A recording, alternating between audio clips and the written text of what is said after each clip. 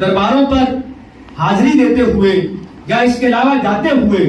جو کچھ ہم نے وضع کر لیا یہ ڈیبیٹیبل ہے، اس پر بات ہو سکتی ہے،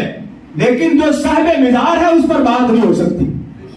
اس پر بات اس طور پر نہیں ہو سکتی کہ کوئی ان کے بارے میں بکواس کرے،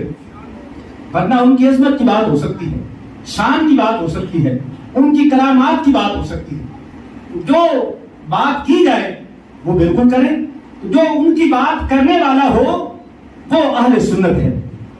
اور آپ چلتے چلتے اگر میں آپ کو ایک ہی دار عطا کر دوں آج کے اس دور میں، اگر آپ سمجھتے ہیں کہ اہل سنت کون ہے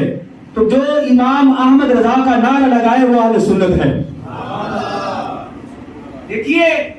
ان لوگوں کو اللہ نے وہ صلاحیت عطا کی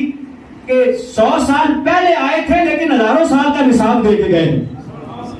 آپ یقین جانیے کہ آپ جب اعلیٰ حضرت کو پڑھتے ہیں نا آپ حیران ہو جاتے ہیں کہ وہ نگاہ کرم سے کیا دیکھ رہے تھے. انہوں نے وہ نظریات بیان کر دیے، وہ لاہ عمل دے دیا کہ آج جو اس راستے سے ہٹتا جاتا ہے وہ اہل سنت سے نکلتا چلا جاتا ہے، اور جو ان کے نقش قدم کو اپناتا چلا جاتا ہے، کیونکہ اعلیٰ حضرت نے 1400 سالہ تاریخ لوگوں کے سامنے بیان کی ہے. جب دجل فریب فراڈ لوگوں کے سامنے آشکار ہوا